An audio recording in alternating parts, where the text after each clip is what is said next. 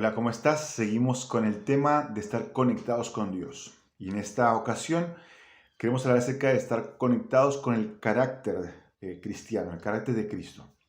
Te hago una pregunta, ¿qué pasaría si de repente en tu colegio, escuela, universidad o en tu trabajo llegara un compañero nuevo? Y de repente te das cuenta que ese compañero es el Señor Jesús. ¿Cómo sería diferente tu vida? ¿Cómo serían tus conversaciones? ¿Cómo serían tus palabras? ¿Cómo serían tus reacciones? ¿Cómo serían tus actitudes frente a los demás sabiendo que el Señor Jesús está en tu clase o en tu trabajo? Seguramente sería muy diferente, ¿verdad? Bueno, quiero decirte que el Señor siempre está y por eso deberíamos estar atentos a cómo poder vivir una vida conforme a lo que Dios quiere que vivamos. Los invito a que vayamos a Gálatas capítulo 5. Y allí en Gálatas capítulo 5 nos va a hablar acerca de dos maneras diferentes de vivir o dos formas diferentes de vivir. Gálatas capítulo 5 dice lo siguiente, versículo 16. Digo pues, andad en el Espíritu y no satisfagáis los deseos de la carne, porque el deseo de la carne es contra el Espíritu y el del Espíritu es contra la carne, y estos dos se oponen entre sí para que no hagáis lo que quisiereis. Entonces está marcado dos maneras de vivir. Una es según la carne, otra es según el Espíritu. O como lo dice realmente aquí el mismo Pablo, en el versículo 19, y manifiestas son las obras de la carne, o sea, las obras de la carne, versus, versículo 22, más el fruto del Espíritu. Obras de la carne versus el fruto del Espíritu. ¿Qué son las obras de la carne? Bueno, digamos que las obras de la carne son una vida sin Dios. O por decirlo de otra manera, es lo que pasa cuando decido vivir a mi manera. Esas son las obras de la carne. Pero el fruto del Espíritu describe una vida llena, con un poder sobrenatural, dominada por cualidades que solamente pueden venir de Dios. Una vida realmente plena, llena, con un poder sobrenatural que es dominada por cualidades que solamente pueden venir de parte de Dios. Entonces la pregunta es, ¿qué camino vas a elegir? ¿Seguir el camino de la carne o el camino del Espíritu? ¿Qué camino vas a elegir? Bueno, si elegís las obras de la carne, vamos a ver un poquito en cuanto a qué es eso, ¿no? ¿Cuál es la descripción que da aquí el apóstol? Fíjate, versículo 19. Y manifiestas son las obras de la carne que son adulterio, fornicación, inmundicia, lascivia. Bueno, comenzamos por allí. En primer lugar, habla acerca de pecados sexuales. Pecados sexuales. Menciona el adulterio y la fornicación. El adulterio y la fornicación. ¿A qué se refiere esto? Se refiere a cualquier tipo de pecado sexual, como dijimos antes, que va o que está fuera del contexto del matrimonio. Adulterio se refiere a una relación ilícita de una persona casada con otra persona que no es su esposa. Y fornicación se refiere a relaciones sexuales prematrimoniales. Entonces eso está condenado por Dios y está escrito como una obra de la carne. También incluye obviamente la pornografía, porque de hecho la palabra fornicación aquí es la palabra porneia en el griego, de donde viene la palabra pornografía. Cualquier tipo de relación de ese tipo, sea prematrimonial, o sea fuera de matrimonio, o sea pornografía, o inclusive sea homosexualismo, está condenado por la palabra de Dios. Condenado como una obra de la carne. También menciona la inmundicia. La inmundicia se refiere a lujuria o al deseo interior. Y después menciona la lascivia. La lascivia se refiere a una pasión descontrolada, a los excesos, a las perversiones o lo que trae vergüenza. O sea, cualquiera de estos pecados son condenados por la palabra de Dios y pertenecen a las obras de la carne. Es algo que está bien claro aquí en la palabra de Dios. Vamos a ver en un ratito cómo Pablo va a decir, os amonesto frente a estas cosas, y va a decir que el que practica tales cosas no es parte de lo que Dios quiere para nuestra vida, y no heredará el reino de Dios, porque no puede ser que un creyente viva de esta forma. Entonces, primero condena los pecados sexuales. Enseguida, dice, versículo 20, idolatría, hechicerías, enemistades, pleitos, celos, iras, contiendas, disensiones y herejías. Va a comenzar a hablar acerca de los pecados religiosos. Ya no solamente pecados sexuales, sino pecados religiosos. Como por ejemplo la idolatría. ¿A qué se refiere eso? A cualquier cosa o persona que se convierte en mi Dios. Cualquier cosa o persona que se torna en algo más importante para mí que lo que Dios debería ser. ¿Por qué? Porque Dios debería ser el número uno. Pero a veces las posiciones comienzan a ser más importantes que Dios. Yo quiero tener un estatus, quiero ser el número uno. A veces las posesiones, lo que yo tengo, pasa a ser el número uno y me enfoco solamente en tener. A veces quizás el poder lo que se convierte en el número uno. A veces la plata, en fin, tantas cosas que nos pueden desviar de la mirada en que Dios tiene que ser el número uno en nuestra vida. Idolatrías, condenado. Después menciona no solamente idolatrías, sino menciona hechicerías. Así la palabra hechicería, en el griego, es la palabra farmakeia, de donde viene la palabra fármacos. Tiene que ver con drogas que están asociadas con brujería. Es algo que está muy relacionado. Entonces Dios desecha todo lo que tenga que ver con drogas, desecha todo lo que tiene que ver con brujería, y ahí está incluido cualquier tipo de actitud frente a eso, como por ejemplo el hecho de jugar la tabla Ouija, leer el horóscopo, todas esas cosas Dios las rechaza de plano. Dice, no, eso no va. Entonces Dios condena en las obras de la carne los pecados sexuales, los pecados religiosos, pero después condena los pecados sociales, porque enseguida menciona enemistades, pleitos, celos, iras, contiendas. A Dios no le gusta la enemistad. O sea, y la enemistad tiene que ver con hostilidad, con el hecho de ser demasiado duro con los demás, con ser hostil, con siempre estar prevenido frente a los demás y estar como rechazando a los demás. Dios no quiere enemistades en el cuerpo de Cristo. Por supuesto, Dios no quiere eso. Tampoco quiere pleitos. O sea, es aquella persona que no puede llevarse bien con los demás. Es aquella persona que siempre está enojada con alguien o buscándole el problema a todo. Aquella persona que siempre está buscando realmente tener algún tipo de conflicto. Y son felices haciendo eso. Después menciona los celos. Y es aquella persona que quiere lo que otra persona tiene. El que quiere lo que otra persona tiene. ¿Sí? Entonces, puede ser algo, digamos, físico, pero también puede ser algo como, no sé, quisiera tener la voz de esa persona, quisiera tener el talento de esa persona, quisiera tener el carácter de esa persona. Son celos, no como un anhelo santo, sino como algo que me enoja que la persona tenga eso y yo no. Después menciona iras, y eso da la idea de aquella persona que pierde la calma con facilidad y no solamente pierde la calma, sino que pone excusas. Ah, no, yo soy así. Ah, no, lo que pasa es que yo me crié así. No, pasa que en mi casa y pierde todo el tiempo la calma, o sea, no tiene control. La Biblia habla muchísimo en cuanto a eso y realmente es importante poner atención a estas cosas, ¿sí? La Biblia dice que el que da rienda suelto al enojo es como quien suelta las aguas. Es decir, una persona hace un desastre y realmente no hay forma de recuperar. O aquella persona que se enoja, dice la Biblia, que es como una ciudad sin muros, porque realmente queda sin protección frente a las cosas que va diciendo. Entonces, mucho cuidado con el tema de la ira. Después menciona las contiendas y esa idea de aquella persona que crea intrigas o divisiones. Aquella persona que siempre está como de una forma disimulada, va diciendo a otra persona, no sabes lo que pasó con tal. Mira, no sé, no sé si te conviene andar con esta persona porque... Y comienza a crear como intrigas, crea divisiones, va diciendo, mira, ¿escuchaste lo que dijo el pastor o el anciano de la iglesia? No sé si es así. Va creando intrigas y divisiones. Después menciona las disensiones, que es la idea de aquella persona que disfruta en causar problemas.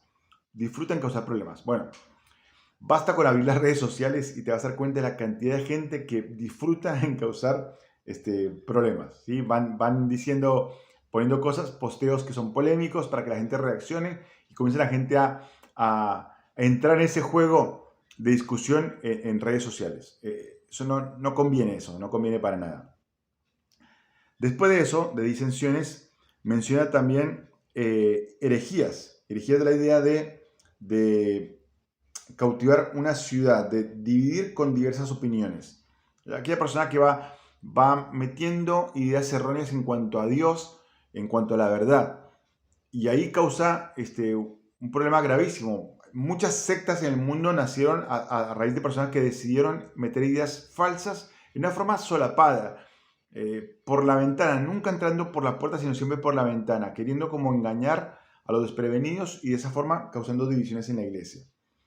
Y después en el versículo 21, la primera palabra que aparece es la palabra envidias, y de la idea de que realmente yo quiero lo tuyo y realmente desearía que vos no lo tuvieras. Yo quiero lo tuyo y desearía que vos no lo tuvieras, ¿sí? Y es un problema grave eso porque realmente no disfruto de lo que yo tengo, no tengo contentamiento, pero aparte de eso, deseo tu mal. Digo, no, ojalá que ese auto se le choque, ¿viste? Pues yo lo quiero, entonces prefiero que lo choque y no que lo tenga vos. Y esos son pecados sociales, gravísimos. Entonces vimos pecados sexuales, condenados por Dios. Vimos también pecados religiosos, también condenados por Dios. Pecados sociales, tampoco Dios los quiere en nuestra vida porque son obras de la carne. Y después menciona pecados de excesos, pecados de excesos. Fíjate, versículo 21 dice, la segunda palabra dice homicidios, borracheras, orgías. O sea, cuando habla de borracheras, habla acerca de aquella persona que se siente atraída por el alcohol y el dominio que ejerce el alcohol. O sea, no es solamente que toma mucho, sino que realmente está atraído por eso y por sentir ese placer de lo que el alcohol produce en su vida. Después menciona orgías, y esto habla acerca de fiestas salvajes, o sea, fiestas que no tienen límite, Borracheras, orgías, o sea, está mal. Obviamente los homicidios también están mal, o sea, no lo mencioné antes, pero también es un exceso, digamos, en el cual ya yo deseo el mal de la persona y llego hasta matarla. Pero todo esto está mal. Y cuando digo que son pecados de excesos, porque realmente se pierde el control frente a estas cosas. Entonces, no está bien tener un poquito de odio a la persona, no, eso está mal, hasta matarlo. No está bien tener un poquito de borrachera, porque tampoco está mal, porque el límite y el control, ¿quién lo pone? Y tampoco está mal un poquito de inmoralidad, porque tampoco no hay límite en eso. Entonces es mejor decir no a las obras de la carne. Y Pablo termina diciendo, y cosas semejantes a estas. O sea que la lista podría ser mucho más larga, pero Pablo dice, bueno, menciona las principales, pero puede haber cosas peores todavía, o parecidas a estas. Dice Pablo acerca de las cuales os amonesto, como ya os lo he dicho antes, que los que practican tales cosas no heredarán el reino de Dios. O sea, siempre lo hemos dicho, pero el pecado en la vida del creyente tiene que ser un accidente. Repito, el pecado en la vida del creyente tiene que ser un accidente, no un hábito. Sería bueno en este momento examinar tu vida y pensar si alguna de estas cosas son una práctica en tu vida. Y quizás sea el momento para confesarlo delante de Dios y pedir perdón, porque no pertenecen a lo que Dios quiere para un hijo suyo. Entonces, dos formas de vivir. Una es según las obras de la carne, que es practicando todas estas cosas. Pero la otra forma de vivir es la forma que Dios quiere para nuestra vida, que es el fruto del Espíritu Santo. Entonces dice el versículo 22, más, o sea, pero, un contraste. En contraste con todo esto que está mal de las obras de la carne, más el fruto del Espíritu es amor, gozo, paz, paciencia, benignidad, bondad, fe, mansedumbre y templanza. Dice, contra tales cosas no hay ley. O sea, no hay nada que vaya en contra de esto. Vamos a tratar de ver que hay otra manera de vivir. Hay otra manera de vivir. Fíjense por favor en Colosenses capítulo 1. Colosenses 1, versículo 10. Dice, para que andéis como es digno del Señor, agradándole en todo, llevando fruto en toda buena obra y creciendo en el conocimiento de Dios. Realmente Dios quiere que crezcamos cada día en estas cosas, que llevemos fruto, el fruto espiritual que corresponde al carácter cristiano. Y en Filipenses capítulo 1, versículo 11 dice, llenos de frutos de justicia que son por medio de Jesucristo, para gloria y alabanza de Dios. Y Dios quiere que tengamos un fruto, una vida que realmente fructifique, que marque una diferencia. Hay otra manera de vivir. Mira, realmente nos tenemos que enfocar en que realmente este fruto del Espíritu Santo, el amor, el gozo y la paz nos unen a Dios. Mira, el amor es la palabra ágape y es el amor divino, el amor de Dios, el amor sacrificial, aquel amor que lo llevó a entregar a su Hijo. Es un amor excelente, perfecto. Ahora, Fíjense ustedes que no es algo ajeno o lejano al Hijo de Dios. En Romanos capítulo 5, el versículo 5, Romanos 5:5, dice, y la esperanza no avergüenza, porque el amor de Dios ha sido derramado en nuestros corazones por el Espíritu Santo que nos fue dado. O sea, el amor de Dios fue derramado en nuestros corazones, no fue dado a cuentagotas, fue derramado. Dios derramó su amor en vos y en mí, si sos hijo de Dios, para que podamos de esa forma también amar al prójimo. El amor es algo que viene de parte del Espíritu Santo y nos da la capacidad para poder amar a otros. 1 Corintios 13, el apóstol Pablo hace un discurso maravilloso en cuanto al amor. Y ahora sé que el amor es sufrido, es benigno, el amor no busca lo suyo, no se irrita, no tiene envidia. Es fantástico. Pero dice antes en el capítulo 12 que es el camino más excelente, el amor. Es el camino más excelente, es el camino que deberíamos todos los creyentes seguir. En Efesios 5:1, como vimos en otro estudio, el apóstol nos invita a imitar a Dios en ese andar en amor. Y en 1 Juan capítulo 3 también dice que tenemos que amar a Dios porque Él nos amó primero. Y de esa forma también podemos amar al prójimo. El amor es algo que realmente debería ser una marca del creyente. De hecho, el Señor Jesucristo dijo en Juan capítulo 13, versículo 34, dijo que un mandamiento nuevo os doy, que os améis los unos a los otros como yo os he amado. Tiene que ser una marca en el creyente el hecho de amar. Tiene que ser la marca del creyente, que todo el mundo tiene que conocernos. ¿Por qué? Porque tenemos amor unos para con los otros. Ahora, fíjate que el amor contrasta completamente con las obras de la carne. Porque el amor, al no tener envidia, al no tener jactancia, al no hacer nada indebido, ya de ahí limita todo lo que puede ser con las obras de la carne. No hay lugar ni para los pecados sexuales, no hay lugar para los pecados religiosos, no hay lugar para los pecados sociales, no hay lugar para los pecados de excesos. ¿Por qué? Porque el amor va a ser la regla. Y si tengo amor, no voy a caer en ninguno de esos pecados. Porque el amor marca una diferencia. Ahora, no solamente el amor, menciona también el gozo. El gozo habla acerca de un gozo interno, no depende de las circunstancias, es un estado de ánimo, es un estado en el cual lo tengo porque Dios está en mí. Recuerden, por ejemplo, en Filipenses capítulo 4, el apóstol Pablo habló mucho en Filipenses en cuanto al gozo. Él estaba en la cárcel, pero él mantenía el gozo, por supuesto, y él decía, regocijaos en el Señor siempre, otra vez os digo, regocijaos. O sea, siempre tenemos que tener gozo en nuestra vida. Perder el gozo es peligrosísimo porque da la idea de que no estamos satisfechos y Cristo es nuestra satisfacción. Fíjate por favor en 2 de Pedro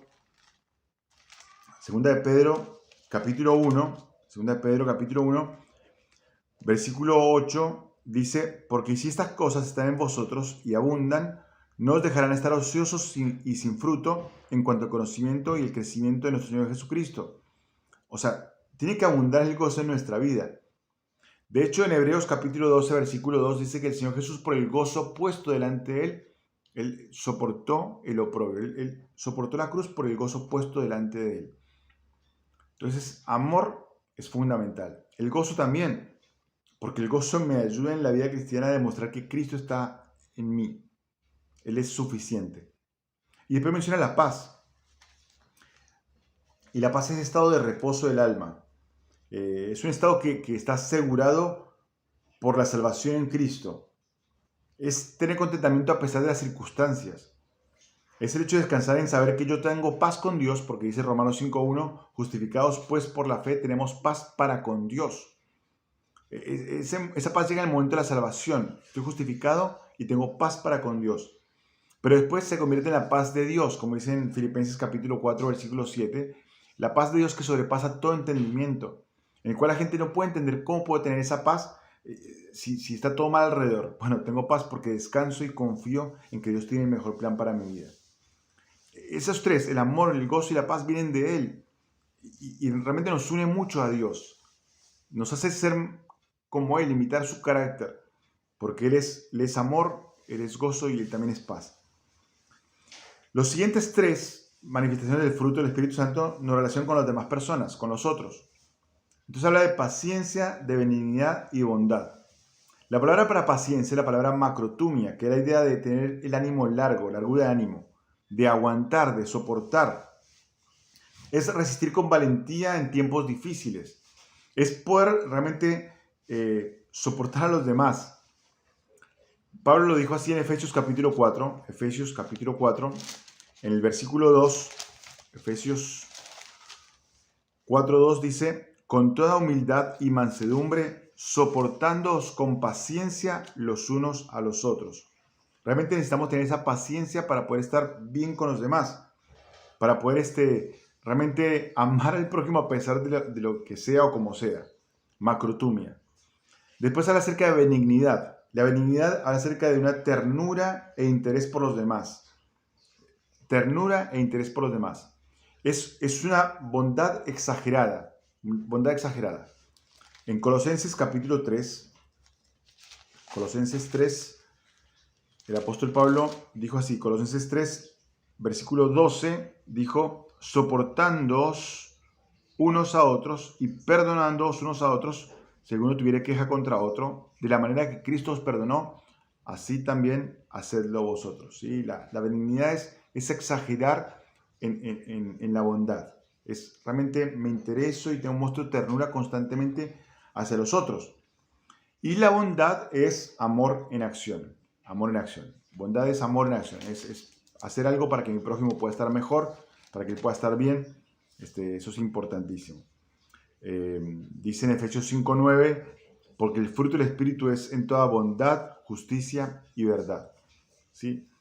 Alguien lo explicó alguna vez así, dijo, bondad es cuando viene alguien a mi casa, me pide algo de comer y le doy un pan. Eso es bondad.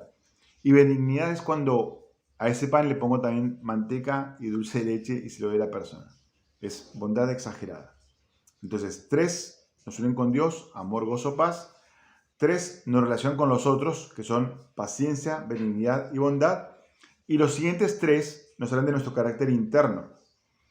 Menciona primero la fe. La fe tiene que ver con la credibilidad, que alguien que mantiene su palabra, alguien que mantiene sus promesas y sus votos, alguien que es fiel, alguien que realmente se caracteriza por ser una persona que realmente cumple lo que promete, que realmente mantiene sus votos. ¿Sí? Pensar en este momento en Malaquías capítulo 2, el Señor está allí dando denuncias al pueblo de su pecado y menciona en capítulo 2, versículo 14, que para Dios es importante el pacto matrimonial, los votos matrimoniales.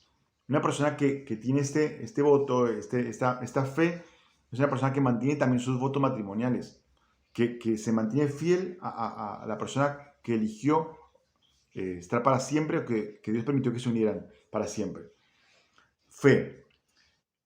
Después menciona mansedumbre. Y la mansedumbre tiene que ver con gentileza, con humildad. Ahora, no es debilidad. Realmente la palabra da la idea de tener todo el poder de un caballo salvaje, pero domado. La idea es tener las emociones bajo control. Una persona que es mansa, realmente, bíblicamente, habla de una persona que tiene un carácter firme, pero con todas sus emociones controladas por el Espíritu Santo. Y después menciona acerca de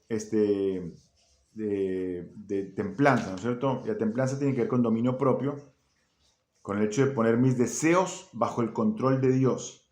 Es saber decir no frente a las tentaciones. Es saber que cuando vienen a mi vida las tentaciones, yo tengo todo el poder para decir que no. ¿Por qué? Porque Dios no nos ha dado una tentación que sea más grande que lo que podemos soportar, sino que nos va siempre la salida. Entonces, dos maneras de vivir. Las obras de la carne, condenados por Dios totalmente. El fruto del Espíritu. Es la manifestación constante del obrar y el poder del Espíritu Santo en mi vida. Ahora, nosotros producimos las obras de la carne, porque son cosas que tenemos arraigadas, porque vienen con la naturaleza pecaminosa o porque simplemente hemos alimentado nuestro corazón de estas cosas.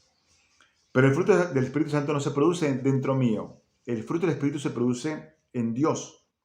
Y realmente se manifiesta cuando entregamos todo el poder del Espíritu Santo y nos sometemos a Él. Ahí es cuando se manifiesta el fruto del Espíritu Santo. Es ahí. O sea, la carne siempre vamos a producir nosotros las obras de la carne. Pero el Espíritu es algo que viene de Dios y solamente de Dios. Ahora, me dices, qué buena información, Pablo, buenísimo, pero ¿cómo logro el hecho de poder estar bajo el control del Espíritu? ¿Cómo logro vivir una vida que manifieste el fruto del Espíritu y no las obras de la carne? Bueno, rápidamente hay algunos consejos que nos van a ayudar y lo que la Biblia dice en cuanto a eso, ¿sí? Fíjate por favor nuevamente en Gálatas capítulo 5, Gálatas 5, dice el versículo 16, Gálatas 5, 16, digo pues, andad en el Espíritu. Entonces, el primer consejo para poder lograr esto es andar en el Espíritu, andar en el Espíritu. Esa palabra andar da la idea de mantener el paso, mantener el paso. Yo necesito realmente mantener el paso en la vida cristiana de acuerdo a lo que Dios quiere para mi vida. Tengo que crecer y constantemente estar buscando de Dios, alimentarme de la palabra de Dios, buscarlo en oración, ir a la iglesia, congregarme, buscar alimentarme constantemente de la palabra de Dios, escuchar buena música cristiana, estudios bíblicos, es mantener el paso en la vida cristiana, andar en el Espíritu. Fíjate el versículo 25, Gálatas 5:25 dice, si vivimos por el Espíritu, andemos también por el Espíritu. O sea, yo vivo por el Espíritu, tengo que andar, es una consecuencia lógica, tengo que andar en el Espíritu, es seguirle el paso, mantener el paso de esta vida cristiana. Segundo, no solamente andar en el Espíritu, versículo 24 dice, 5:24, pero los que son de Cristo han crucificado la carne con sus pasiones y deseos. Yo necesito crucificar la carne en mí. Tengo que decirle que no a la carne. Pero es algo que es de todos los días. ¿Recuerdas cuando Jesucristo enseñaba y él en un momento habló en Lucas capítulo 9 acerca de la necesidad de crucificar nuestros deseos? Mira, Lucas capítulo 9 dice así, Lucas 9, 23. Y decía a todos, si alguno quiere venir en pos de mí, niéguese a sí mismo, tome su cruz cada día y sígame. Mis queridos, la lucha contra la carne es algo que es diario, es constante. No puedo aflojar un día porque ese día que yo afloje, ya la carne ganó terreno nuevamente en mi corazón. Cada día tengo que decidir crucificar la carne. El apóstol Pablo lo dijo en el capítulo 2 de Gálatas, versículo 20, dijo, con Cristo estoy juntamente crucificado, y ya no vivo yo, mas Cristo vive en mí. Necesito cada día crucificar la carne, decir, no tengo o no quiero tener nada que ver con la carne. Es algo constante, diario, y implica mucho trabajo, mucho esfuerzo de nuestra parte. Andar en el Espíritu, crucificar la carne.